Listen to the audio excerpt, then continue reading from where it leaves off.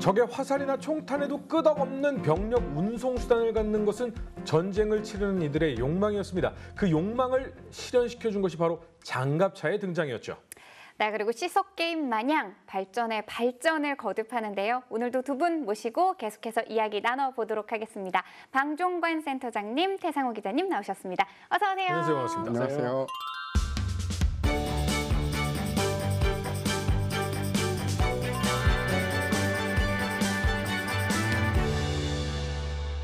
자, 지난 시간 소련의 BMP가 등장을 하면서 소방세계는 깜짝 놀랐습니다. 그렇습니다. 자, 그런데 냉전 시대에 이러한 장갑차가 소련에서 개발이 됐다. 야, 이거 미국 입장에서는 야, 큰일 났다. 우리도 뭔가 저 BMP를 잡을 만한 거를 개발해야겠다.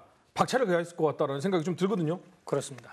금방 나올 것 같았는데 금방 나오지는 못했습니다. 네. 1967년도부터 13년의 여러 가지 고민과 노력 끝에 드디어 1980년도에 미국이 M2, M3 장갑차를 만들었죠. M2 장갑차는 보병을 실어나가는 보병 전투에 특화된 그런 장갑차 유형이고요. M3는 기갑 수색, 그래서 정찰이라든가 수색 이런 활동에 특화된 모델이었습니다. 이것을 통틀어서 브래들리 장갑차라는 명칭을 부여했습니다. 그래서 브래들리라는 장갑차가 탄생을 하게 되는군요. 그렇습니다. 뭐 우리가 전사를 조금 뭐 공부하신 분들 또 친숙하신 분들은 당장 이제 오만 헬슨 브래들리 장군의 이름을 딴 거 아니냐, 당장 이렇게 유추하실 수 있을 겁니다. 네. 사실 맞습니다. 맞고요. 브래들리 장군은 유명한 것이 이제 제2차 세계대전에 원수 계급병을 달았던 장군이시죠. 그러면은 왜 장갑차에 브래들리라는 명칭을 붙였을까? 이건 어디 기록에 나와 있지는 않습니다. 그럼에도 불구하고 브래들리 장군의 경력을 제가 확인을 해봤더니 철저하게 보병 부대에서만 지휘관을 했습니다. 장갑차는 보병을 위한 무기체계지 않습니까? 그래서 미군들이 검토할 때 야, 보병을 대표하는 가장 최선인 원수급의 계급을 단 장군이 누구냐? 존경받는 장군. 또 병사들이 그 장갑차를 타지 않습니까? 네네. 그랬을 때 또 올렸을 때 긍정적으로 연상될 수 있는 장군이 누구냐? 그래서 아마 브래들리라는 명칭을 붙였을 것으로 저는 추정합니다. 근데 BMP와 다르게 되게 편하게 들어가네요. 그렇죠. 들어가고 나오고가 확실히 차이가 있네요. 입구가 그냥 밑으로 팍 열리면서 너무 들어가고 나오고 편하게 생겼어요. 그렇습니다. 이 브래들리 장갑차의 총평은 아주 이 공격 방어 그다음에 기동력이 아주 잘 조합이 된 이런 그 무기 체계였고 소련의 BMP 계열의 발전보다도 훨씬 더 한 세대 더 앞선 아주 훌륭한 장갑차를 만들었다 이런 평가를 받고 있습니다. 센터장님 말씀으로는 기동력, 방어력, 그리고 공격력까지 모두 하나 정말 빼놓을 수 없다라고 말씀을 해주셨는데 그럼 구체적인 성능에 대해서 한번 살펴볼까요? 그렇죠. 이거를 말씀을 먼저 드릴게요. 네. 기존에 우리 차량이 있지 않습니까? 지금 그것도 베스트셀러 차량 M113 차량이 있죠. 그러면 M113 차량을 무장을 강화해도 어떻게 보면 보병 전투 차량이 되니 네. 그냥 포탑을 올려보자 이런 의견도 나왔었어요. 하지만 결국은 아니야. 그 M113이 좋긴 하고 베스트셀러긴 하지만 새로운 개념의 전투 차량이 필요하다. 그래서 이제 새로운 차량을 개발하는 걸로 의견이 일치가 돼서 개발이 들어가고 그리고 M2 브래들리 보병 전투 차량이 1981년부터 전력화가 시작이 됩니다. 그래서 어떤 이 무장을 가지고 있냐? 일단 주무장은 25mm 기관포예요.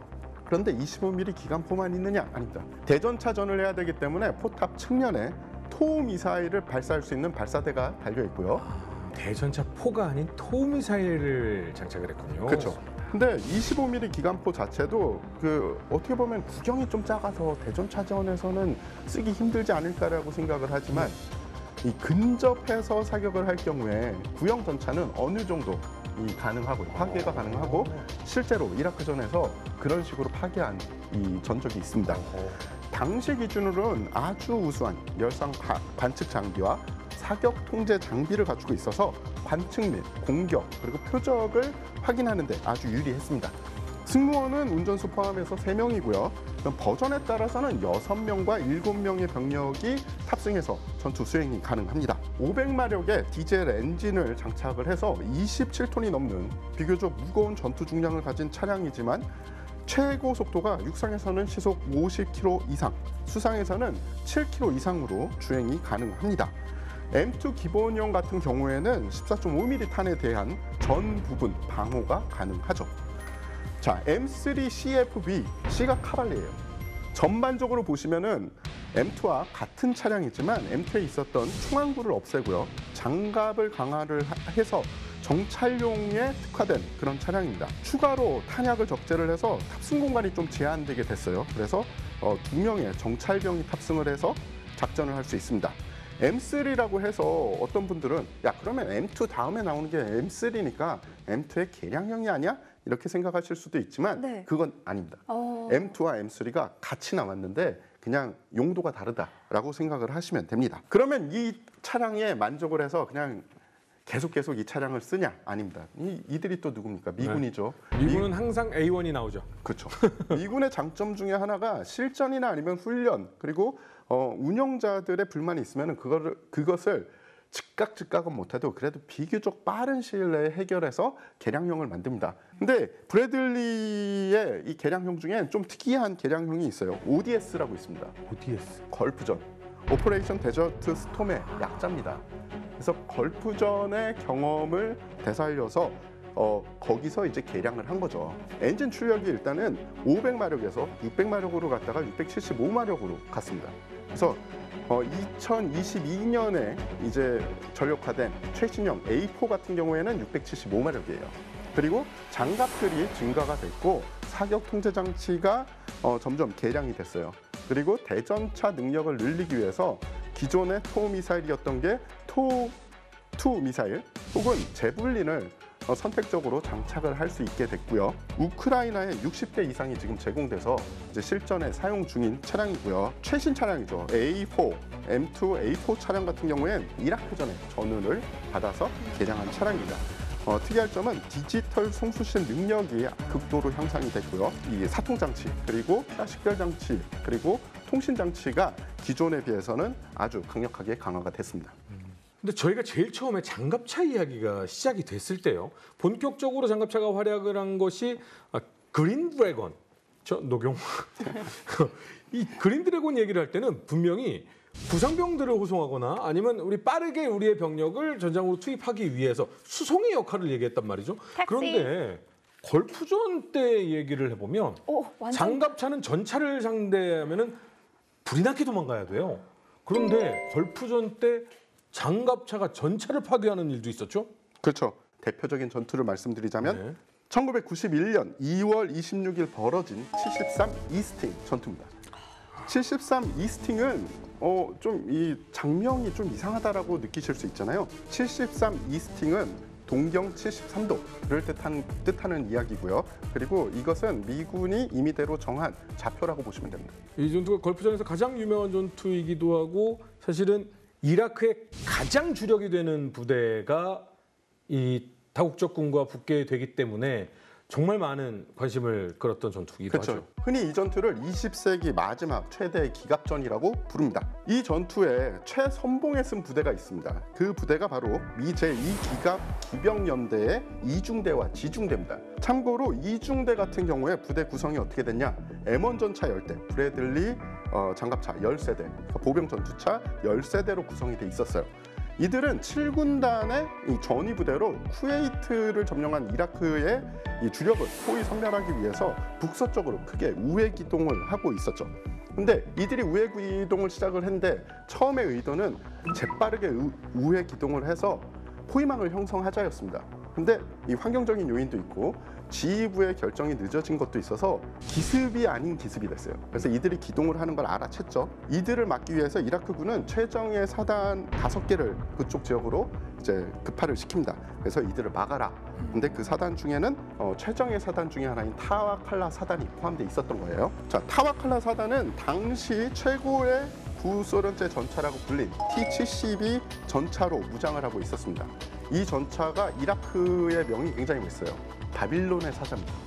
예. 그래서 이름도 멋있는데 일단은 그때 당시에는 실전 사례가 아주 많지는 않았기 때문에 미군도 굉장히 긴장을 하고 있었다고 해요. 교전이 붙으면은 우리도 많은 피해를 볼 것이다라고 생각을 하고 있었던 거죠. 양측 모두 300대가 넘는 기갑 전력이 투입된 전투고요. 이 전투에서 미군은 한 대의 브래들리가 파괴되고 6명이 전사한 반면 즉 전차는 파괴된 게 없어요. 네. 브래들리 한 대만 파괴가 된 겁니다. 이라크군은 300대가 넘는 장갑 차량과 600명이 넘는 전사자가 생기게 됩니다. 이 전투에서 이중대 브래들리 2대가 이라크군의 전차대와 조우를 하게 됩니다. 당시 이라크군은 13대의 전차로 구성돼 있었어요. 누가 봐도 이거는 매칭이 안 되는 전투가 그렇죠. 된 거예요. 처음에 브래들리에서 먼저 공격을 개시해요. 왜냐하면 공격하고 싶어서 공격을 한 게 아니라 너무 근접해서 이라크 전차와 아이고. 맞닥뜨리게 된 거예요. 심지어 단차장이 이라크의 전차를 못 본 겁니다. 이게 모래 폭풍도 심하고 이러다 보니까 레이더에도 감지가 안 되고 눈으로도 못 보고 갑자기 조우전을 하게 된 거군요. 또 하나는 모래 폭풍도 있어서 시야가 제한된 것도 있지만 당시 이라크군은 방어적인 개념으로 전차를 운영했어요. 그래서 매복. 그렇죠. 땅을 파고 들어가 있었던 거죠. 그래서 이 차체는 거의 묻어 있고 포탄만 나와 있으니까 저- 못 본 거예요. 그래서 단차장이 못 찾으니까 바로 네 아래 있다. 그래서 단차장이 고개를 빼서 봤더니 바로 아래 있더래요. 정말 몇 미터 앞에 있는 거네요. 그렇죠. 와. 근데 우리는 2대고 봤더니 한 13대 있는 거죠. 야. 그래서 급속히 후진을 하면서 첫 번째 이라크군의 전차는 25mm 포를 사격을 해서 격파를 했습니다. 25mm 기관포로 전차를 파괴했다. 그렇죠. 근접한 거리고 와. 위에서 아래로 쐈을 거 아닙니까? 네네. 그러니까 상판 쪽이니까 이 아, 관통이 됐겠죠. 네. 그 다음에는 이 토우 미사일이 한 차량당 2개씩 달려 있죠. 네. 그래서 발사를 했어요. 첫 번째 발 발사해서 격파하고 두 번째 발 발사해서 한 발은 또 5발이 난 겁니다. 어허. 문제는 뭐냐면은 브래들리의 가장 큰 문제 중에 하나가 토우 미사일을 다 쏘면 누군가 나와가지고 그걸 재장전을 해야 돼요. 아, 나와서 재장전이군요. 그래서 탑승 공간 쪽에 이 탄약고에 토우 미사일이 적재돼 있으면 그걸 꺼내서 다시 끼고 준비가 되면 다시 발사를 해야 됩니다. 그러면 2대가 다 썼으니까 후퇴를 해서 토우 미사일을 같이 교환을 못 하겠죠. 네. 한 대가 엄호하는 사이에 다른 차량이 가서 토우 미사일을 교체를 해서 다시 와서 사격을 해서 총 5대의 이라크 전차를 파괴를 합니다. 번갈아 가면서 장전을 해서요. 그렇죠. 근데 그냥 계속 그렇게 전투가 벌어졌으면 아마 브래들리가 파괴가 되고 많은 희생자가 났을 거예요. 네. 근데 때마침 두 번째 그 브래들리가 재장전을 마치고서 다시 전투에 복귀해서 이라크 전차를 파괴를 했을 때 M1 전차들이 구원해 주러 왔어요. 그런데 한 발에 5발을 포함해서 이 13대의 이라크 전차를 상대를 했을 때 5대를 이 무력화시킨 거죠. 그래서 브래들리의 대전차 이 능력이 그전에는 이게 좋을지 아닐지 모르겠다. 근데 이 전투 이후에는 어느 정도 가능성이 있다. 원거리에서도 제대로 된 승무원과 이 토우 미사일 조합이라면 우리가 이 적의 주력 전차 정도는 상대도 가능하다라고 이야기가 된 거죠. 이 정도면 뭐 대전차 장갑차네. 혹시 직접 타보셨어요?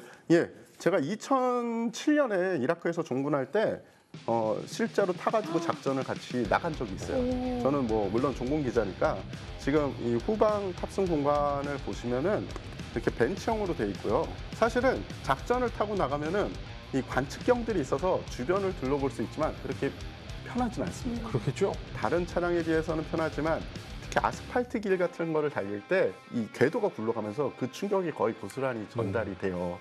제가 그 같이 나갔던 작전은 크게 두 작전이었습니다. 브래들리 보병 전투 차량이 동원된 작전이 2개였는데 하나는 모술 시내의 시장을 봉쇄하는 작전이었어요. 시장 내에 저항 세력이 있다. 그래서 그들을 체포하기 위해서 그 도시의 주요 교차로를 다 브래들리하고 M1 전차로 막아놓은 거죠. 그런데 그 차량을 동원해서 막으니까 IED를 실은 차량, 그러니까 차량에 이제 급속 폭발물을 실어서 자살 공격을 하는 차량이에요. 그걸로 의심되는 차량이 브래들리로 돌진을 하고 있었어요. 처음에는 그 차량을 보고 보병들이 소총을 사격을 했는데 차량이 쓰질 않아요. 그 엔진 이 부분이 소총으로 쏘면은 관통이 안 되더라고요. 그렇죠. 그래서 보병들 사격을 받으면서 계속 차가 오는데 25mm 그 부시마스터 4로 몇 발 쏘니까 엔진이 펑 주저앉고 차가 벌레가 되더라고요. 그래서 그때 보병 전투 차량을 이렇게 쓰는구나. 또 하나 작전은 IED를 우리가 발견을 해서 그 IED를 안전하게 해체를 하고 그리고 그거를 싣고 가서 좀 떨어진 곳에서 폭발을 시키는 그런 작전이었는데 네. 워낙에 폭발력이 크니까 대전차, 지뢰, 항공폭탄 이런 걸 이용해서 IED를 만들거든요. 파편이 뭐 1km 넘게도 날아갑니다. 그래서 안전하게 폭발시키기 위해서 브래들리에 탑승해서 뒤에 해치만 열고 폭발을 시켰죠. 그래서 그 작전에 제가 같이 따라갔었습니다. 그 굉음도 장난 아니었겠어요. 굉음뿐만이 아니라 1km가 떨어져 있는데 일단은 포갑이 먼저 오더라고요. 그 다음에 뻥 하고요. 이 대단한 브래들리 장갑차가 이라크 전쟁뿐만 아니라 최근 그 우크라이나 전쟁에도 사용이 됐었나요? 그렇죠. 저는 이제 미국이 그 장비 지원을 계속 지금 의회 보고서라든가 이런 거 추적을 해 보았거든요. 그래서 미국이 지금 우크라이나가 원하는 것이 결국 이제 전차, 그다음 뭐 지금 F-16 이렇게 되는데 원래 그 전에는 브래들리 장갑차가 지원되는 것만으로도 해외에서 굉장히 주목을 했고 우크라이나도 굉장히 고마워했습니다. 뭐 거의 뭐 경전차 이상의 능력을 발휘하니까요. 그래서 미국이 먼저 브래들리 장갑차를 90대를 먼저 지원을 했습니다. 그리고 최근에 나온 기사를 보면 6월 27일 날 다시 한번 미국이 지원할 때 30대를 추가적으로 지원한다고 표현했습니다. 그런데 거기서 이제 병사들의 그 반응 이것도 역시 이제 취재를 했는데요. 일부 이제 동영상을 보면은 공격을 받았습니다. 브래들리 장갑차 파괴가 됐습니다. 그런데 그 병사들이 부상을 당하거나 전사하지 않고 그 안에서 생존해서 밖으로 빠져나오는 동영상이 있습니다. 그러니까 말씀하신 대로 지금 개량을 계속 해나가는 과정에서 미래 지뢰가 폭발했을 때 그 성문들을 방어하는 장치 또 추가적인 장갑 이런 것들이 붙어서 그 방어력이 강화된 거죠. 그래서 러시아의 뭐 BMP-2나 BMP-3에 비해서는 훨씬 더 방어력이 잘 보강돼 있기 때문에 우크라이나 병사들도 굉장히 그 점에 대해서 만족해 하고 있다. 우리가 흔히 뭐 브래들리 장갑차라고 해서 뭐 무적이 아니냐 그렇게 생각할 수는 없는 거죠. 그렇죠. 그럼에도 불구하고 일부 피격이 되고 일부 파괴가 되더라도 승무원들이 생존할 수 있고 또 그 승무원들이 다른 또 정비에서 또 투입될 수 있는 이런 능력을 갖추었다는 것 자체가 전장에서 굉장히 강점을 발휘한다고 볼 수 있습니다. 예. 그럼 이 우크라이나 전쟁에서의 이 브래들리 장갑차 운용 사례가 우리가 이걸 통해서 좀 어떤 걸 좀 얻을 수 있을까요? 여러 가지 교훈이 앞으로 이제 분석이 될 겁니다. 그런데 현재까지의 그 교훈 중에 장갑차와 연계된 교훈의 가장 중요한 한 가지를 들자면 결국 방어 능력입니다. 방어. 예. 이게 왜 그러면 장갑차에서 앞에서 말씀드린 대로 공격, 기동, 방어 세 가지 요소 중에 왜 방어 능력을 중요시하느냐라고 한번 살펴볼 필요가 있는데 첫째는 위협이 증대됐습니다. 그러니까 대전차 미사일이라든가 이런 것들이 많이 보편화돼서 장갑차든 전차든 뭐 어디서나 대전차 미사일이 날아올 수 있는 가능성이 높아졌다는 것이죠. 첫 번째는. 두 번째는 냉전이 끝난 이후에 군대 규모가 다 줄어들었습니다. 그리고 인명을 중시하는 생각들이 훨씬 더 강해졌죠. 어떤 형태, 어떤 상황에서도 결국은 장병들의 목숨이 가장 중요하다라는 공감대가 형성된 거죠. 그러기 위해서 결국은 이제 방어력이 중요해진 겁니다. 그렇다고 보니까 또 무기들이 추가적으로 장착돼야 되는 거죠. 그렇다 보니까 이제 무게가 늘어나기 시작한 겁니다. 그래서 현대 지금 검토되고 있는 브래들리 장갑차 이후에 다음 세대에 검토되고 있는 장갑차들은 전부 40톤이 넘습니다. 브래들리 장갑차가 20톤대 중반이었거든요. 심지어는 40톤에서 50톤까지 갑니다. 2배 늘어났다고 보시면 됩니다. 결국은 더 많은 무기를 장착하고 더 장갑을 두껍게 하고 이런 데 이제 쓰이는 거죠. 두 번째는 그러면서도 이제 날라오는 대전차 미사일이나 이런 것들을 직접적으로 요격하는 지금 이제 그것들이 이제 전차에 붙기 시작했지 않습니까? 그것을 일명 뭐 능동방어 체계 이렇게 이야기합니다. 그것들이 이제는 장갑차에도 지금 붙이는 추세로 바뀌어가고 있습니다. 전체적인 추세의 가장 큰 특징은 결국은 방어력을 높이는 것이다. 그런데 그 과정에서 지금 무게 늘어나는 건 감소했다고 그러지 않습니까? 또 하나 감소해야 될 게 뭡니까? 돈이죠. 돈이죠. 브래들리 장갑차도 비싸지만 그 다음 버전의 장갑차 한 대당 100억 원이 넘어가고 있습니다. 그러니까 전차 가격의 기존의 3세대, 3.5세대 전차 가격에 장갑차가 나오고 있는 거죠. 돈을 들이고 하더라도 인명이 더 중요시되고 작전의 효율성이 중요시되기 때문에 그걸 감수하는 시대가 온 거죠. 그게 가장 큰 특징이라고 볼 수 있습니다. 대한민국을 얘기를 하면요. 전차, K2, 자주포, 장갑차 얘기는 사실 못 들어본 것 같거든요. 장갑차는 어떻게 좀 개발이 되고 있습니까? 예, 처음에는 베트남전을 계기로 우리가 미군에게 M113 장갑차를 공여받아서 운영을 했죠. 근데 운영을 하다가 계속 장기화가 되다 보니까 이제 새로운 장갑차 혹은 이 어떤 좀 더 나은 차량에 대해서 이 필요가 생기게 된 거죠. 이제 장갑차를 개발해야 되는 입장인데 문제는 우리가 한 번도 개발을 해본 적이 없었던 거죠. 어허. 그래서 굉장히 많은 어려움을 겪게 됩니다. 그렇게 해서 개발을 한 차량이 바로 K200이라는 차량이에요. 근데 이름이 저희가 K200이라는 이름이 도대체 어디서 나왔을까라고 몇몇 자료를 보니까 200가지의 결함을 다 개량하고 고쳐서 만든 차량이 K200이다 뭐 이런 루머도 있었어요. 아, 그래요? 예. 이 차량이 10년 만에 개발한 지 10년 만에 결실을 맺어서 1985년도에 전력화가 됩니다. 네, 이게 사실은 굉장히 도전적인 과제였죠. 이미 그 당시에 우리가 70년대 개발을 시작했을 때 이미 우리가 뭐 국산 자동차를 고급 자동차를 만들 수 있는 수준도 안 됐기 때문에 도전적인 과제였고요. 여담 한 가지만 더 말씀드리면 이 개발 사업을 통상 이제 별칭을 부여합니다. 별칭을 부여할 때 두꺼비 사업이라고 명칭을 부여했습니다. 거비 사업이요. 좀 특이하죠. 네. 예. 근데 그 확인을 해봤더니 두꺼비를 다산의 의미로 그러니까 이렇게 결국은 이제 새끼를 많이 한꺼번에 낳는 그런 특징을 가진 걸로 해서 두꺼비 사업이라고 명칭을 붙였다 그럽니다. 자료에 봤더니 이 알을 낳는데 두꺼비는 한 1000개 정도의 알을 낳고 그것이 이제 결국 올챙이나 이렇게 부화해서 바뀌는 거죠. 그래서 실제로 K200 장갑차는 저기 하나 보병 전투용으로만 생각하기 쉬운데요. 저것이 앞으로 여러 가지 다양한 버전으로 엄청나게 많이 확장이 됩니다.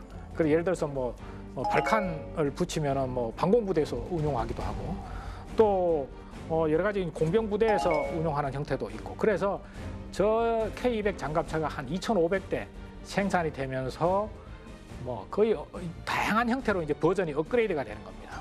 그래서 이제 사업 명칭을 부여했던 사람들은 야 우리가 두꺼비 사업으로 명칭을 부여했는데 그 말이 맞았다. 뭐 이런 이제 이야기를 한다고 그럽니다. 자, 그러면 어떤 사업이 이제 진행이 되고 있는지 그러면 좀 앞으로 미래 이 장갑차 사업 좀 자랑 좀 한다면 어떤 게 있을까요? 그렇죠. 지금 K200을 우리가 생산을 하고 전력화를 하면서 네. 우리가 알고 있는 기존 내 APC는 우리 손으로 만들게 된 겁니다. 그냥 보병을 전투지로 보낼 수 있는 그런 차량은 만들어졌는데 네. 우리가 없는 게 있어요. 네.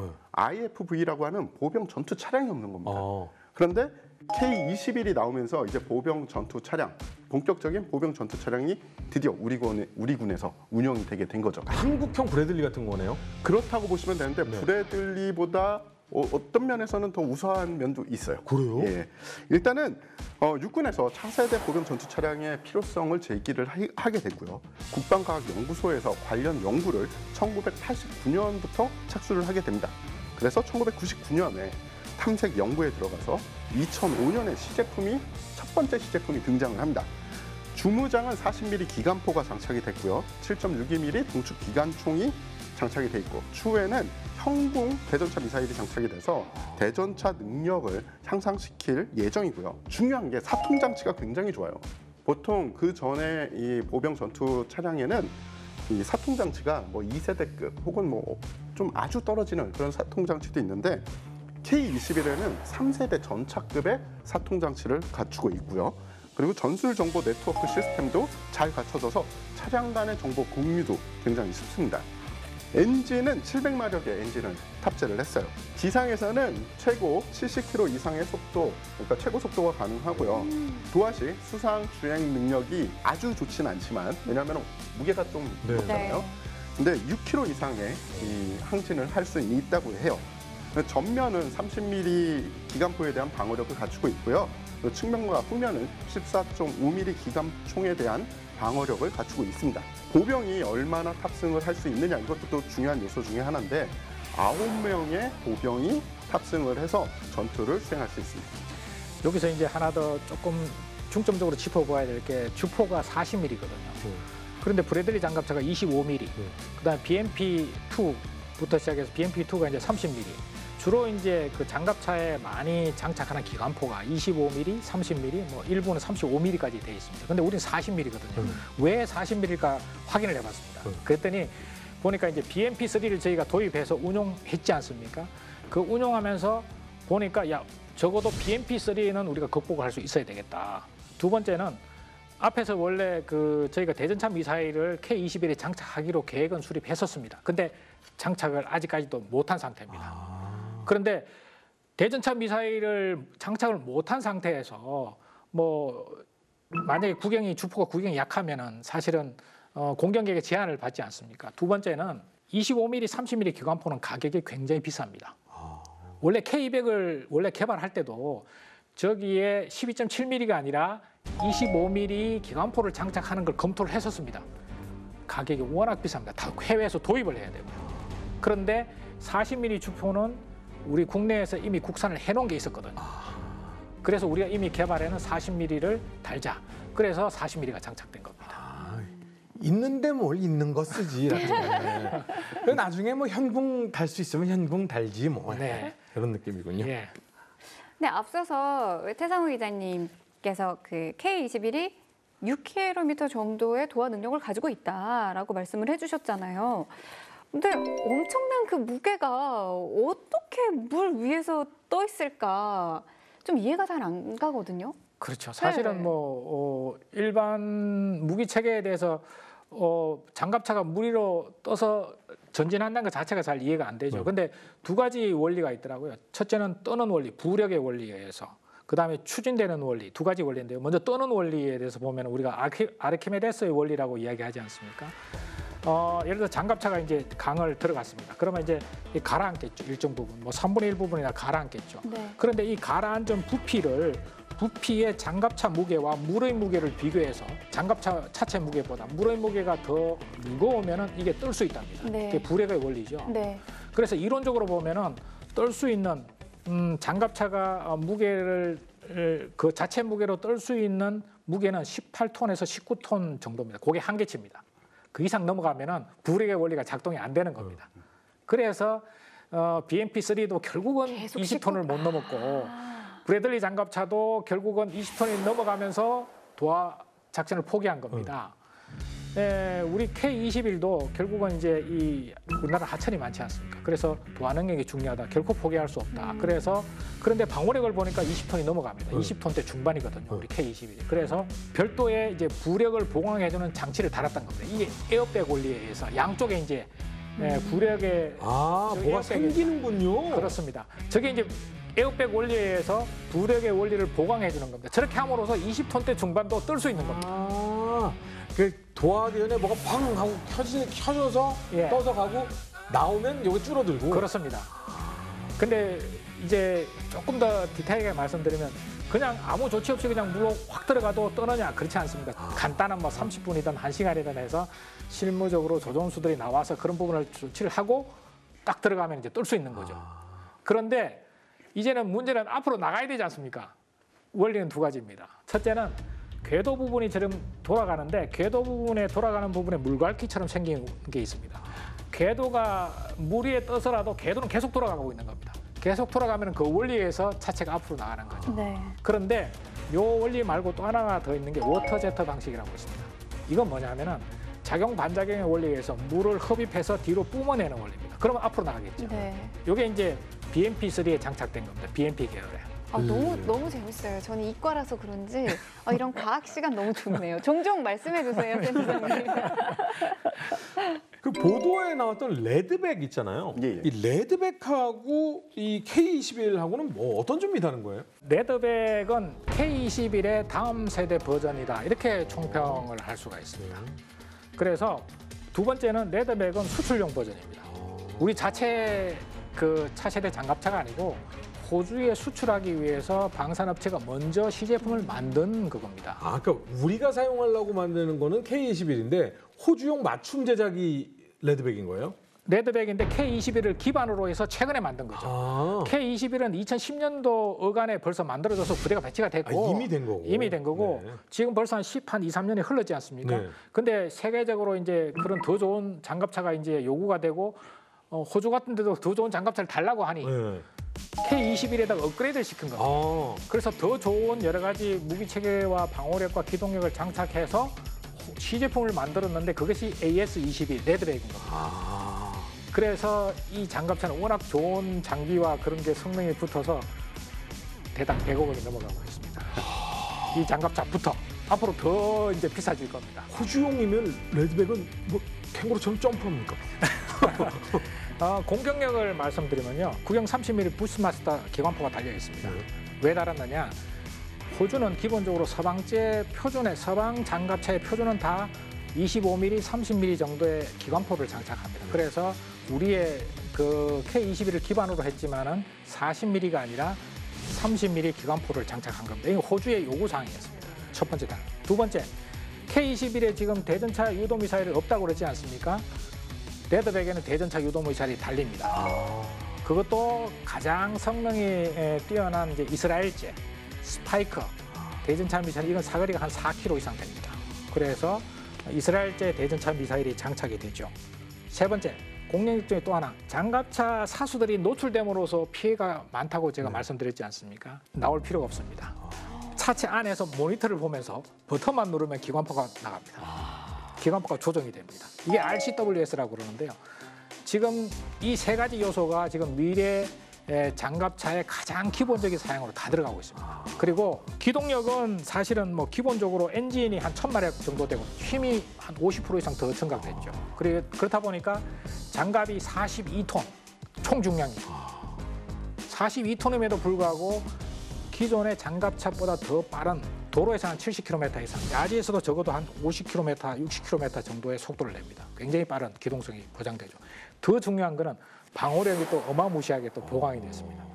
앞에서 말씀드린 대로 장갑이 늘어났으니까 장갑을 더 두껍게 할 수 있겠죠. 네. 두 번째는 대전차 유도 미사일이 날라오면은 중간에 소형 요격 미사일이 발사돼서 격추하는 능동 방어 장치가 우와. 장착이 되어 있습니다. 대전차 미사일 날라오면 이제 막을 수 있는 겁니다. 거기다가 지뢰 방어 시트가 두 가지로 장착되고, 오. 그다음에 안에서 고개를 안 내밀어도 360도를 다 관제할 수 있도록 아이언 비전이라는 새로운 장치가 장착됐습니다. 와. 이게 뭐냐면은 적의 사격이 있으면 다 안에 들어가서 전망경이나 뭐 열상 장비로 봐야 되지 않습니까? 근데 그 장갑차 360도에 열 몇 개가 카메라가 장착됐습니다. 네. 그래서 그 카메라가 다 영상을 찍지 않습니까? 그것을 컴퓨터가 디지털화된 장치에 의해서 융합을 합니다. 근데 이제 아직 확실히 된 건 아니잖아요. 경쟁하고 있는 거잖아요. 그렇죠. 예. 경쟁자가 있는데 이게 좀 경쟁자가 보통은 아닙니다.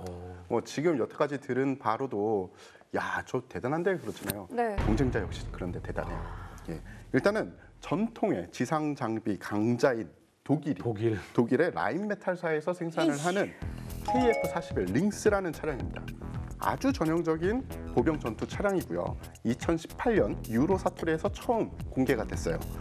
라인메탈사의 35mm 기관포를 기본적으로 장착을 하고 있고요. 7.62mm 동축 기관총이 이제 장착이 돼 있습니다. 엔진 출력이 어느 정도냐? 1140마력의 디젤 엔진을 가지고 있습니다. 그래서 레드백과 거의 흡사한 최대 시속 70km로 달릴 수가 있고요. 전자장비 등의 많은 부속품들이 모듈화로 되어 있습니다. 이 말뜻은 무엇이냐? 만약에 우리가 업그레이드를 한다든지 아니면은 고장이 나가지고 수리를 해야 되면은 그 부분을 띄워서 새로운 걸 갖다 붙일 수 있습니다. 그만큼 뭐 유지나 보수가 쉽다는 거고요. 이게 좀 약간 특이한 점인데 야전에서 포탑을 떼어내서 그냥 APC처럼 운영을 하고 싶다면은 그게 8시간 안에 가능해요. 그 블록 장난감처럼 요거 띄어서 그냥 사용하고 요거 띄어서 수리하고 이게 가능하다라는 그렇죠. 거죠. 레고 같이 할 수 있다는 거죠. 경쟁자가 이제 만만치 않은데 네.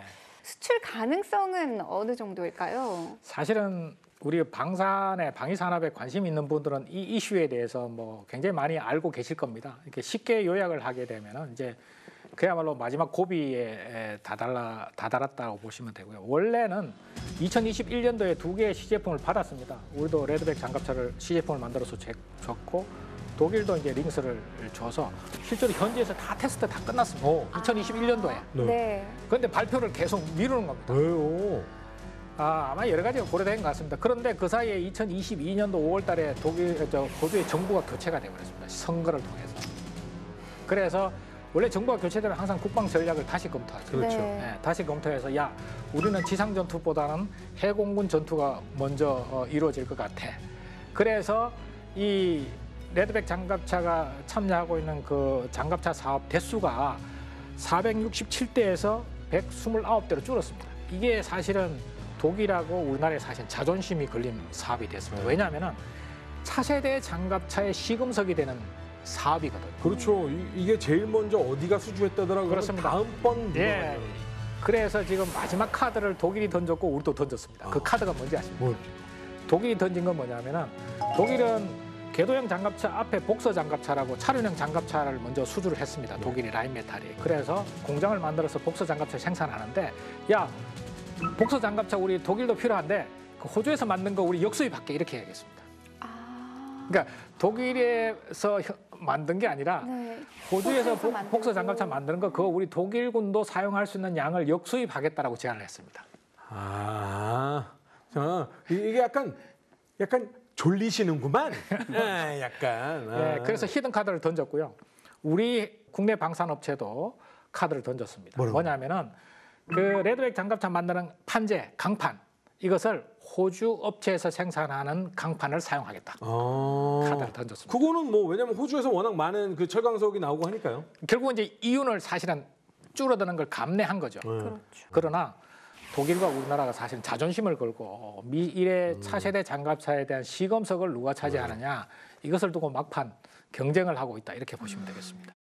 레드백 장갑차가 호주군의 보병 전투 차량 사업의 3단계 사업 우선 협상 대상자에 선정됐다고 밝혔습니다. 세계적인 명품 무기로 널리 알려진 독일의 라인메탈사의 링스 장갑차를 꺾고 우선 협상 대상자에 꼽히면서 본계약을 눈앞에 두게 됐습니다.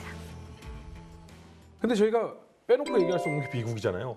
미국 장갑차 브래들리 이후에 더 뭐 발전 안 하고 있습니까? 브래들리 장갑차 교체 사업을 시작하고 있습니다. 그게 이제 OMFV 사업이라 그러는데 옵셔널 맨드 파이팅 비어클, 선택적 유인 전투 차량. 이름도 참 특이하지 않습니까? 선택적 유인 차량이라고 돼 실제로는 필요시에는 유인이지만 필요시에는 무인도 쓸 수 있다 이런 의미가 돼요. 유인 무인. 그렇습니다. 기본적으로 중량에 대한 통제는 없는데 적어도 45톤에서 50톤은 될 것이다 이렇게 평가하고 있습니다. 거의 뭐 전차죠. 전차네. 네. 두 번째는 주포는 조건을 이렇게 걸었습니다. 개략적으로 지금 ROC가 나와 있는데요. 30mm 기관포를 달든가 50mm 기관포를 달아야 된다. 그런데 30mm 기관포를 달았을 때는 언제든지 50mm 기관포를 업그레이드를 할 수 있는 준비 상태가 된 30mm 기관포를 달아야 된다. 이렇게 조건이 붙었습니다. 두 번째는 기동성에 또 특이한 점이 있는데 뭐냐면 하이브리드 엔진을 달라고 합니다. 하이브리드 엔진. 그러니까 디젤 엔진 플러스 전기에서 구동되는 하이브리드 엔진을 달면 어떤 장점이 있느냐 하면은 장갑차가 기동을 할 때 그 문제가 소음입니다. 그래서 미국의 이 사업을 담당하는 사업 담당자 장교가 고위급 장교 이렇게 얘기했습니다. 우리 OMFV를 타고 접근하면은 저기 우리가 접근하는 것도 모를 거다 이렇게 얘기했습니다. 전기차 우리 타고 가다 보면 전혀 앞에 몰라요. 사람이 엔진 소음이 없어서 안 비키고 그렇지 않습니까? 네. 비키지 않고 그래서 어려움을 일부러 소리를 내게 만드는 모드가 있죠. 그렇죠. 세 번째는 인공지능을 적용해서 유인 장갑차 앞에 무인 장갑차가 운용될 수 있도록 하라는 겁니다. 그러니까 필요시에는 사람이 타고 필요하지 않을 때는 로봇처럼 앞에서 무인 장갑차가 하는 겁니다. 그리고 이것을 위해서 프로그램을 1년 단위로 소프트웨어를 업그레이드할 수 있도록 준비해라. 와. 거의 뭐 우리 만화 영화에서 나오는 로봇 같은 장갑차가 나오고 로봇이네. 네, 그런 시대가 돼요. 미국은 그것을 준비하는데 지금 엄청난 그 역량을 투입하고 있고 세계적으로 그 사업이 어떻게 될 것인가를 모든 군사 전문가들이 주목을 하고 있습니다. 그 문제에 대해서. 지금 3단계까지 진행이 됐고요. 이제 3단계가 끝나면 이제 4단계 시제 차량 제작까지 가야 되거든요. 거기도 넘어야 될 이 산들이 많은데 시제 차량이 나온 뒤에 또 5단계 양산까지 가야 됩니다. 이 호주의 차세대 장갑차 이 사업에서 보셨듯이 미국이 이런 식으로 사업을 진행하다가 중간에 엎은 게 한두 번이 아니에요. 지금 ROC가 굉장히 뭉뚱그려서 나온 부분이 많아요. 그런데 ROC 상에 보면은 유인에서 유무인으로 가는 그런 이 프로젝트라고 볼 수 있습니다. 그래서 사업 계획상은 27년도라고 지정이 돼 있긴 하지만 아직까지는 언제 우리가 이 실제 차량을 볼 수 있을지는 미지수입니다. 한국군은 어떻게 준비를 하면 좋을까요? 기본은 레드백 장갑차를 지금 전방 부대에서 우리가 테스트하고 있습니다. 테스트하면서 적어도 그런 레드백 장갑차의 기본 사양을 이제 우리의 차세대 장갑차의 기본으로 한다는 것이죠. 여기서 좀 주목해야 될 게 이제 주포인데 레드백보다 조금 달라져야 될 게 지금 거론되고 언론에서 일부 거론되고 있는 이야기가 주포를 레드백은 30mm 기관포였지 않습니까? 40mm로 하되 기존의 K21보다 업그레이드된 뭐 탄도 내장형 탄약을 쓰는 40mm CK건이라는 우리 국산화된 첨단 주포를 장착할 가능성이 있다 이렇게 이야기합니다. 그렇게 함으로써 장점이 뭐냐면은 40mm 주포를 달았을 때 장점이 탄약이 부피가 커서 한 200발밖에 장착을 못 하는데 이거는 이제 40mm지만은 CTA건을 채용함으로써 탄약을 훨씬 더 많이 부피가 적기 때문에 더 많이 적재할 수 있다는 장점이 있고요. 한 두 가지가 더 특징이 있는데요. 레드백보다 더 업그레이드 부분이 한 두 가지가 검토되고 있는 것 같습니다. 첫 번째는 지금 레드백은 원래 이스라엘 스파이크 대전차 미사일을 장착한다고 했지 않습니까? 지금 우리는 그보다 더 사거리가 8km 정도 늘어난 천검이라고 있습니다. 소형 무장 헬기를 개발할 때 헬파이어급으로 해서 만든 게 우리가 천검이거든요. 이거의 장점은 뭐냐면은 보이지 않는 표적도 타격할 수 있다는 겁니다. 뭐냐면은 사격을 하면은 한 8km까지 산을 넘어가면서 가는데 그 유도 방식이 유선 유도 방식입니다. 그래서 앞에 붙어 있는 카메라 센서를 통해서 타격을 할 수 있기 때문에 눈에 보이는 표적이 아니라 그 안 보이는 표적까지도 숨어 있는 표적까지 타격할 수 있다. 사거리가 8km까지 늘릴 수 있다. 이런 장점이 있는 거죠. 그래서 대전차 유도 미사일보다 더 성능이 업그레이드된 헬파이어급의 국산 천검을 장착할 검토를 하고 있다. 이런 소식이 전해지고 있고요. 마지막으로 한 가지 더 말씀드리면은 저는 이제 개인적인 의견입니다. 뭐냐면은 앞으로 전차나 장갑차에 드론이 장착될 확률이 높아지고 있습니다. 그러니까 지금은 드론은 별도의 플랫폼에서 운용하지 않습니까? 지금 독일의 일부 미래 차세대 전차에는 자폭 드론, 정찰 드론이 벌써 옵션으로 장착되고 있습니다. 앞으로는 장갑차에도 그런 드론이 장착되는 시대가 올 가능성이 있다. 저는 개인적으로 충분히 가는 거. 내가 가는 방향에 미리 가면서 정찰을 그렇습니다. 하면서 가는 거죠. 예. 네. 이 차세대 장갑차 이야기를 듣는데 이번 시간 저희가 장갑차에 대해서 쭉 이야기를 했잖아요. 근데 저희가 첫 시간에 1차 세계대전 당시의 장갑차를 또 생각해 보니까 그 사이에 정말 많은 변화가 있었네요. 맞습니다. 네, 이렇게 저희는 장갑차에 대해서 쭉 이야기를 나눠봤는데요. 마지막으로 저희가 좀 무엇을 생각하면 좋을지 좀 정리를 해보도록 하겠습니다. 네. 최근에 장갑차의 발전 추세를 보면서 저는 변곡점이라는 단어가 생각났습니다. 그래서 우리가 BMP-1이 등장했을 때가 1967년이지 않습니까? 그리고 브래들리 장갑차가 등장한 게 1980년이었죠.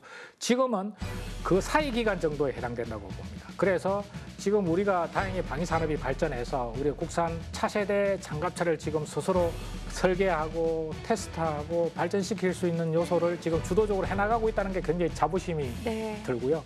이런 중요한 시기에 차세대 장갑차에 대한 개념 설계 또 여러 가지 사업 준비 이런 것을 철저히 해서 빠른 시간 내에 아주 성능이 우수하고 정말 우리 군사력에 도움이 되는 차세대 장갑차에 대한 개념이 빨리 정립되고 사업이 빨리 추진됐으면 좋겠습니다. 저희가 더 많이 수출해야지.